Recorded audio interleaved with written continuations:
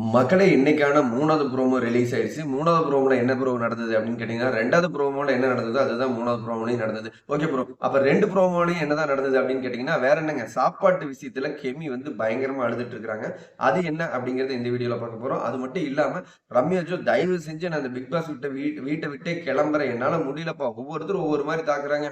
ஒவ்வொருத்தரும் ஒவ்வொரு மாதிரி நடிக்கிறாங்க. என்னால இங்க இருக்கவே முடியல அப்படின்னு புலம்பிட்டு இருக்காங்க. அதை தான் பார்க்க போறோம். அது மட்டும் இல்லாம இப்போ 2 மணி நேரம் லைவ்ல உட்காந்து பார்த்துட்டு இருந்திருக்கேன். என்ன நடந்தது அப்படிங்கிறது எல்லாமே டீட்டெயிலா பார்க்க போறோம். வீடியோவ கடைசி வரைக்கும் பாருங்க. அதுக்கு முன்னாடி வீடியோக்கு ஒரு லைக் பண்ணிருங்க, கமெண்ட் பண்ணிருங்க. ஓகே வாங்க இன்னைக்கான வீடியோக்குள்ள போலாம். என்ன நடந்தது அப்படின்னு பார்த்தீங்கன்னா, கெமி அவர்களுக்கு வந்து சாப்பாடு ரொம்பவே காரமா இருக்கு. என்னால சாப்பிட முடியல அப்படிங்கிறத திவ்யா கிட்டயும், சாண்ட்ரா கிட்டயும் சொல்றாங்க. நீங்க வந்து அட்ஜஸ்ட் பண்ணி சாப்பிடுங்க. நீங்க சொல்லணும்ல அப்படிங்கிற மாதிரி ஒரு டாக் போகுது. இல்ல எனக்கு தயிராவது குடுத்துருங்க. நான் காரமா சாப்பிட முடியல.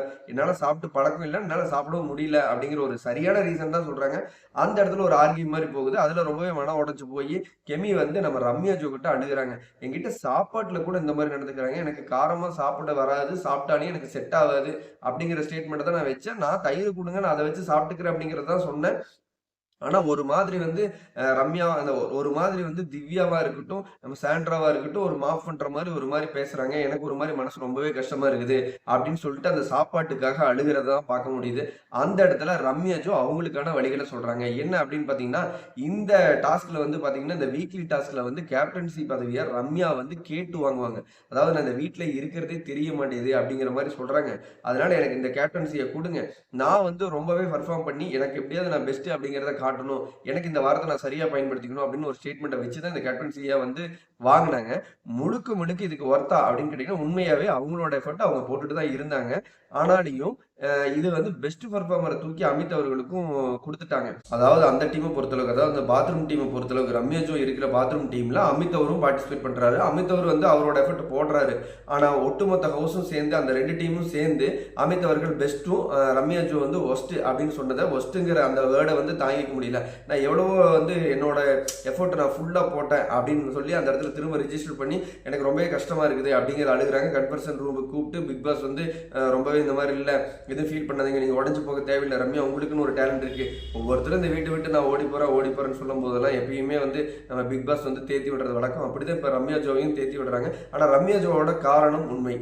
ஏன்னு கேட்டீங்கன்னா, அவங்க வந்து அவங்களோட எஃபர்ட் போட்டாங்க. அதுக்காக அமித் போடலையா அப்படின்னு கேட்டீங்கன்னா, அமித்தை விட கானா வினோத் பெஸ்ட்டாக தான் போட்டாங்க. இவங்களோட பார்வையில் வந்து இப்போ கானா வினோத்துக்கு கொடுக்கல, அமித்துக்கு கொடுக்குறாங்க. இவங்க எல்லாருமே பார்த்தீங்கன்னா ஒரு சில வன்மங்களை அந்தந்த இடங்கள்ல பதிவு பண்ணுறது காட்ட முடியுது. சரி ஓகே, விக்ரம், சுபிக்ஷா, கெமி, கமுருதீன், பிரஜன் இருக்கிற இந்த டீம்ல பிரஜனுக்கு கொடுக்குறாங்க. பிரஜன் வந்து ஒரு வாய் பேச முடியாத ஒரு ஆளா ஆக்ட் பண்றாங்க. அவங்க ஒய்ஃப் ஆப்போசிட்ல அந்த குக்கிங் டீம்ல இருக்கிறதுனால ஃபுல் அண்ட் ஃபுல்லா எவ்வளவு பேர் ஆக்ட் பண்றாரு தெரியுங்களா அப்படிங்கிற மாதிரி எடுத்து அந்த பிரஜனுக்கு தான் பெஸ்ட் கொடுத்தாங்க. இப்ப அப்படிதான் போயிட்டு இருக்குது. தான் புருஷனுக்கு மட்டுமே தூக்கி கொடுக்கறதுக்காக பேசி ஒட்டுமொத்த ஹவுஸ் மட்டும் சேர்ந்து எல்லாருமே பிரஜன் பிரஜன் அப்படிங்கிற அவங்க வாயில சொல்ற அளவுக்கு இவங்க வந்து பண்ணாங்க. ஃபுல் அண்ட் ஃபுல்லா வந்து ஒரு பெரிய ஆக்ட் எல்லாம் கிடையாது. ஜஸ்ட் ஒரு பேச முடியாத ஒரு ஆளா நடிக்கிறாங்க. அதை விட கம்பேர்லி ரொம்பவே சூப்பரா சுபிக்ஷா பண்றாங்க. சுபிக்ஷா வந்து பாத்தீங்கன்னா சுபிக்ஷாவா இருக்கட்டும், விக்ரமா இருக்கட்டும், அவங்களோட கிரியேட்டிவிட்டியை கெமி எல்லாருமே சூப்பரா காமிச்சிட்டு இருக்காங்க. சுபிக்ஷாவெல்லாம் வந்து பாத்தீங்கன்னா ஆப்போசிட்ல இருக்கிற ஒரு டீம் கிட்ட போயிட்டு பேசும்போது பீட் பாக்ஸ்ல 2 லைன் பேசினாலையும் பீட் பாக்ஸ் கொடுத்துக்கிட்டே பேசுறாங்க. அதெல்லாம் ரொம்பவே டேலண்டா இருக்கு. விக்ரம் வந்து கிடைக்கிற ஒவ்வொரு வாய்ப்புகளையும் கிரியேட்டிவிட்டியா சூப்பரா எந்தெந்த இடத்துல என்னென்ன பண்ணணும், என்டர்டைன்மெண்ட் ஃபன் இதுல இருக்கணும் பயங்கரமா மெனக்கெட்டு பண்ணிட்டு இருக்காங்க. ஆனா இந்த குக்கிங் டீம்ல குக்கிங் பண்றதை தாண்டி பெரிய எஃபர்ட்லாம் ஒண்ணுமே போடல, வன்மத்தை தவிர முழுக்க வன்மத்தை மட்டுமே கக்கிட்டு இருக்கிறாங்க. மற்றபடி அந்த வியானா, நம்ம பார்வதி, திவ்யா, சாண்ட்ரா இவங்க எல்லாருமே வன்மத்தவே தான் கக்கிட்டு இருக்கிற மாதிரி இருக்குது. அந்த இடத்துல எங்கேயுமே இவங்க என்டர்டைன்மெண்ட்டோ ஃபன்னோ பண்ணல. குக்கிங்கை தவிர குக்கிங் பண்றாங்க, ஓகே அக்செப்ட் பண்ணிக்கலாம். அதை தாண்டி இந்த கிளீனிங் டீம்ல வந்து விக்ரம், நம்ம கெமி, சுபிக்ஷா இவங்க எல்லாருமே சூப்பரா பிளான் பண்ணி ஏதாவது ஒரு என்டர்டைன்மெண்ட் ஃபன்னை கிரியேட் பண்ண ட்ரை பண்ணிட்டே இருக்கிறாங்க. அது மட்டும் இல்லாம பாத்ரூம் டீம்ல சபரியா இருக்கட்டும், எப்ஜேவா இருக்கட்டும், கானா வினோத்தா இருக்கட்டும், அமிதா இருக்கட்டும், ரம்யாவா இருக்கட்டும், அரோராவா இருக்கட்டும், எல்லாருமே ரொம்பவே எஃபர்ட் போட்டு என்டர்டைன்மெண்ட் ஃபன் அப்படிங்கிறத ஜஸ்ட் ட்ரையாவது பண்றாங்க. ஆனா இங்க இவங்க எல்லாருமே எந்த இடத்துல அடிச்சுக்கிறாங்க தெரியுங்களா, அவங்களுக்கான காயினை கொடுக்கறது, ஒருத்தரோட கிரெடிட் ஒர்க் ரொம்பவே சூப்பரா இருக்குதுன்னு பாராட்டி அதுக்கான காயினை கொடுக்க இவங்களுக்கு மனசு வர்றதில்லை.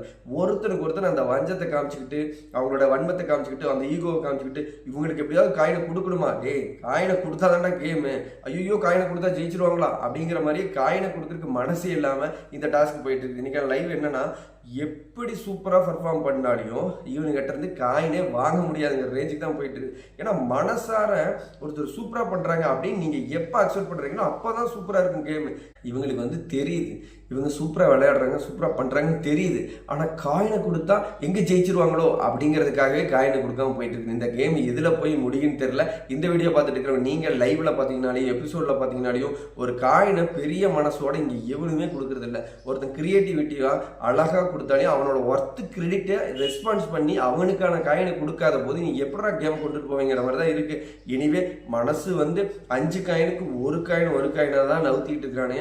இனி வரும் நாட்களில் எப்படி அந்த 1-2 நாட்களுக்குள்ள இந்த ஷோ இழுத்துட்டு போவாங்கன்னு தோணுது. அப்படி இழுத்துட்டு போனால் அடுத்த பெஸ்ட் ஒஸ்ட் அப்படிங்கிற டிஸ்கஷனும் உள்ள ஆல்ரெடி நடந்துட்டு இருக்கு. யாராவது ஒருத்தருக்கு காயினை 1-2 பிச்சு போட்டு அதில் யார் ஹையான அதிகப்படியான பாயிண்ட்களை பெறாங்களோ அந்த அணி அடுத்த வாரத்துக்கான கேப்டன்சி டாஸ்க்ல விளையாடலாம் அப்படிங்கிறதா இதுக்கான ட்விஸ்ட். ஆனால் இங்கே எதிர்பார்க்கறது பிக் பாஸ் என்னமோ என்டர்டைன்மெண்ட் ஃபன்னு தான். ட்ரை பண்ணுறாங்க, 2 டீம் ட்ரை பண்ணுறாங்க. குக்கிங் டீம் பெருசு எதுவும் ட்ரை பண்ணுறதில்ல, குக் பண்ணுறதை தாண்டி அப்படிங்கிறது நம்மளுடைய கருத்து. உங்களுடைய கருத்துக்களை மறக்காமல் பதிவிடுங்க, லைக் பண்ணுங்க. பிக் பாஸ் பற்றின லைவ் அப்டேட் நம்மளோட சேனல் வந்துட்டே இருக்கும். ஸோ நம்மளோட சேனலை சப்ஸ்கிரைப் பண்ணி வச்சுங்க. இந்த வீடியோக்கு ஒரு லைக் கொடுத்துட்டு கமெண்ட் பண்ணுங்க. அடுத்தடுத்த பிக் பாஸ் லைவ் அப்டேட்டில் அடுத்த ஒரு வீடியோ சந்திக்கலாம். பாய் மக்களே.